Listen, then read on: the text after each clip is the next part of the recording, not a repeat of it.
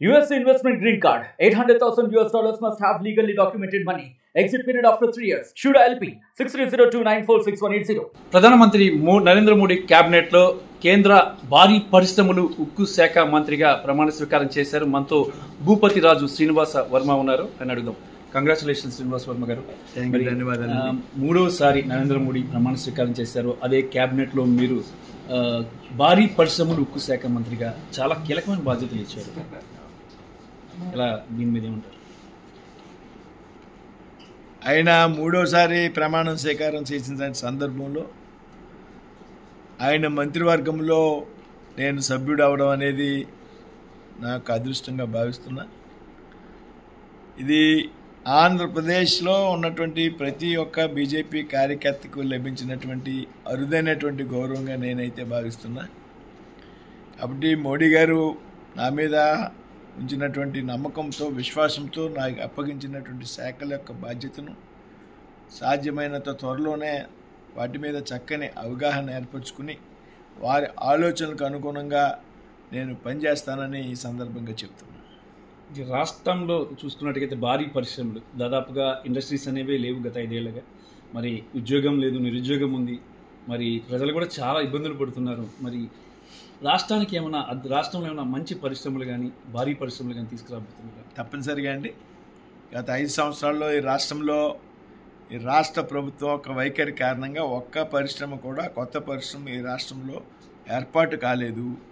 అదేవిధంగా కొత్త పరిశ్రమలు ఏర్పాటు కాకపోగా ఉన్న పరిశ్రమలు తరలి వెళ్ళిపోయేటువంటి పరిస్థితి రాష్ట్రంలో కనిపించింది. అమర్ రాజా బ్యాటరీస్ దీనికి చక్కటి ఉదాహరణ. ఇటువంటి పరిస్థితుల నుండి రాష్ట్రాన్ని తప్పించి ఏదైతే మరి కొత్తగా వచ్చినటువంటి కూటమి ప్రభుత్వం ఏదైతే ఉందో చంద్రబాబు నాయుడు గారితో కూడా మాట్లాడి కొత్తగా పరిశ్రమలు పెట్టబోయేటువంటి సంస్థలకు, వ్యక్తిముఖులు త్వరితగతిన అనుమతులు ఇవ్వాలి. నిబంధనలు కఠినతరంగా కాకుండా సరళతరంగా ఉండాలి. కొద్ది రోజుల్లోనే అనుమతులు ఇవ్వాలి. పర్యావరణ అనుమతులు కానివ్వండి, ఇతర టెక్నికాలిటీకి సంబంధించిన అనుమతులు కానీ ఇచ్చి ఈ రాష్ట్రంలో కొత్త పరిశ్రమలు ఏర్పాటు చేయడానికి మార్గాన్ని సుగమం చేస్తాం అనేటువంటి విషయాన్ని చెప్తున్నా. ఈ విధంగా పరిశ్రమలు ఏర్పాటు చేయడం వల్ల చాలామంది నిరుద్యోగ యువకులు కూడా ఉపాధి కలిగేటువంటి అవకాశం ఉంటుంది. ఇక భారీ పరిశ్రమలతో రాష్ట్రంలో పారిశ్రామిక అభివృద్ధి అనేది 5 ఏళ్లలో సాధ్యమవుతుందంటారా?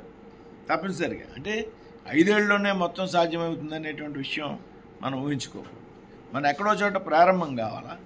ఈ రాష్ట్రంలో ఎక్కడైతే బ్రేక్ పడిపోయిందో గత 5 సంవత్సరాలుగా దాన్ని మనం ముందుకు తీసుకెళ్లాలా, పునఃప్రారంభించాలా. ఈ రాష్ట్ర అభివృద్ధిలో మనం ముందుకు తీసుకెళ్లేటువంటి విషయంలో మనం ఈవేళ కూటమి ప్రభుత్వం మనం చెప్తున్నాం. కేంద్రంలో బీజేపీ ప్రభుత్వం, కూటమి ఎన్డీఏ ప్రభుత్వం, రాష్ట్రంలో ఎన్డీఏ ప్రభుత్వం, డబుల్ ఇంజన్ సర్కార్ ప్రభుత్వం.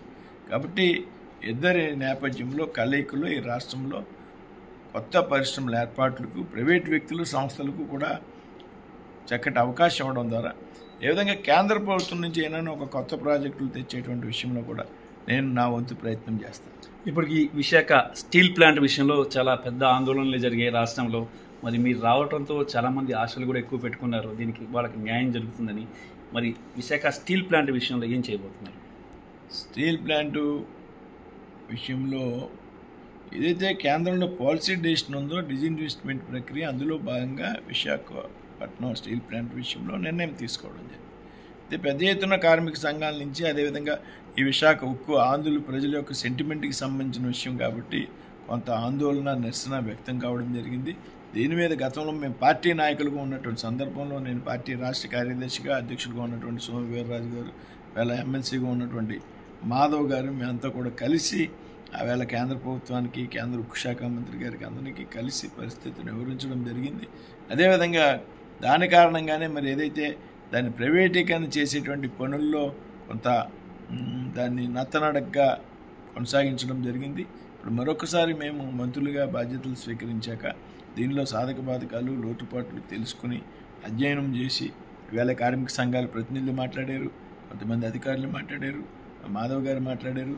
వీళ్ళందరినీ తీసుకుని ఎవరొక్క ఆలోచన చేసి కేంద్ర ప్రభుత్వానికి అవసరమైతే ప్రధానమంత్రి గారిని, ఎవరైతే మా క్యాబినెట్ మంత్రులు ఉన్నారో హెచ్డి కుమారస్వామి గారు, ఆయనకి విషయం అంతా కూడా వివరంగా చెప్పి ఆయనతో సహా మేము ప్రధానమంత్రి గారికి ఏ విధంగా చేస్తే బాగుంటుంది, ఏదైతే కార్మికులకు ఉద్యోగ భద్రత ఉండాలా, మరి స్టీల్ ప్లాంట్ విషయంలో అవసరమైతే ఆలోచన పునరాలోచన చేయడానికి చెయ్యండి అనేటువంటి విషయాన్ని కూడా మేము మాట్లాడటానికి సిద్ధంగా ఉన్నాం. మీరు కేంద్ర మంత్రిగా ప్రమాణ స్వీకారం చేశారు. మరి ఈ నేపథ్యంలో రాష్ట్ర ప్రజలకు ఏమని భరోసా ఇస్తారు, ఏం చెప్తారు మీరు? తప్పనిసరిగా కేంద్ర మంత్రిగా బాధ్యతలో ఉన్నటువంటి నేను ఆంధ్ర రాష్ట్ర ప్రజల యొక్క ఆకాంక్షలకు అనుగుణంగా రాష్ట్ర అభివృద్ధి కోసం ప్రయత్నం చేస్తాను. అదేవిధంగా నేను ఈవేళ కేంద్ర మంత్రి కావడానికి ముఖ్య కారణం అవడానికి నన్ను పార్లమెంట్ సభ్యుడిగా ఎన్నుకుంటుంటే నర్సాపూర్ నియోజకవర్గ ప్రజలు ఎవరైతే ఉన్నారో వారి ఆకాంక్షలు అనుగుణంగా ఆ పార్లమెంట్ నియోజకవర్గాన్ని కూడా పెద్ద ఎత్తున అభివృద్ధి చేస్తాననేటువంటి విషయాన్ని ఈ సందర్భంగా చెప్తున్నాను. ఇక చూసుకున్నట్టుగైతే దాదాపుగా కేంద్రంలో ఎన్డీఏ సర్కార్ ఉంది. మరి ఇటువైపు మిత్రపక్షాలన్నీ కూడా సపోర్ట్ చేసి ఈరోజు మూడోసారి మోడీని ప్రధానిగా ప్రమాణ స్వీకారం చేయించారు. మరి ఎవరైతే మిత్రపక్షాలు ఉన్నారో వారికి దాదాపుగా 11 శాఖలు కేటాయించింది కేంద్రం. అలాగే ఆంధ్రప్రదేశ్కి 5 శాఖలు, 5 మంత్రి పదవులు ఇచ్చారు, 5 శాఖలు కేటాయించింది. దాని మీద ఏమంటారు మీరు? ఇప్పుడు ఏర్పడింది ఎన్డీఏ ప్రభుత్వం. ఎన్డీఏ ప్రభుత్వంలో భాగస్వామ్య పక్షాలు ఉంటాయి. అధికారాన్ని అందరూ కూడా కలిసి పంచుకుంటాం. అందులో భాగంగా ఏ అయితే మిత్రపక్షాలు ఎన్డీఏలో ఉన్నాయో వారికి వచ్చినటువంటి స్థానాలకు అనుగుణంగా కొన్ని మంత్రి పదవులను కేటాయించడం జరిగింది.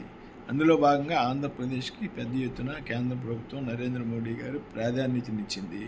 మరి ఏదైతే ఈవేళ ఆంధ్రప్రదేశ్కి వచ్చినటువంటి శాఖలు ఏవైతే ఉన్నాయో ఈ శాఖలు అన్నింటిలో కూడా ఆంధ్రప్రదేశ్లో కొంత ముందుకు తీసుకెళ్లే విధంగా మేము ప్రయత్నం చేస్తాం. ఆంధ్ర తెలంగాణలో 5 కీలకమైన మంత్రి శాఖలు ఇచ్చారు. తెలంగాణ కూడా 5 కీలకమైన మన హోమ్ ఇచ్చారు. ఆయనకి మన బండి సంజయ్ గారికి, కిషన్ రెడ్డి గారికి మెయిన్ ఏదైతే మైన్స్ అది ఇచ్చారు. మరి ఆంధ్రప్రదేశ్లో ఆయనకి సివిల్ ఏవియేషన్ పౌర విమాన శాఖ ఇచ్చారు. మన పెంసాని గారికి మన కమ్యూనికేషన్స్ ఇచ్చారు. నాకేమో ఏదైతే స్టీల్ అండ్ హెవీ ఇండస్ట్రీస్ ఇచ్చారు. అన్నీ కూడా చక్కటి ప్రాధాన్యత కలిగినటువంటి శాఖలు. కాబట్టి తెలుగు రాష్ట్రానికి, రాష్ట్రాలు రెండింటికి, ఆంధ్రప్రదేశ్ కానీ తెలంగాణ కానివ్వండి, 2 రాష్ట్రాలకి కూడా చక్కటి ప్రాధాన్యత కలిగినటువంటి శాఖలు. కాబట్టి తెలుగు రాష్ట్రానికి, రాష్ట్రాలు రెండింటికి, ఆంధ్రప్రదేశ్ కానీ తెలంగాణ కానివ్వండి, 2 రాష్ట్రాలకి కూడా కేంద్రంలో చక్కటి ప్రాతినిధ్యం లభించింది అనడంలో ఎటువంటి సందేహం లేదు. ఇక ఆంధ్రప్రదేశ్కి కేంద్రం కూడా మంచి ప్రాధాన్యత ఇచ్చింది. అలాగే భారీ పరిశ్రమల మంత్రిగా రాష్ట్రంలో నిరుద్యోగం, ఎక్కువ ఉద్యోగాలు ఇవ్వడానికి, మంచి పరిశ్రమలు తీసుకొస్తానికి కృషి చేస్తానని చెప్పేసి భూపతి రాజు శ్రీనివాస్ వర్మ చెప్తున్నారు. రామకృష్ణ, RTV, న్యూఢిల్లీ. మరిన్ని వీడియోస్ కోసం ఛానల్ ని సబ్స్క్రైబ్ చేయండి. లేటెస్ట్ అప్డేట్స్ కోసం వాట్సాప్ ఛానల్ ని ఫాలో చేయండి. అండ్ లింక్ డిస్క్రిప్షన్ లో ఉంది.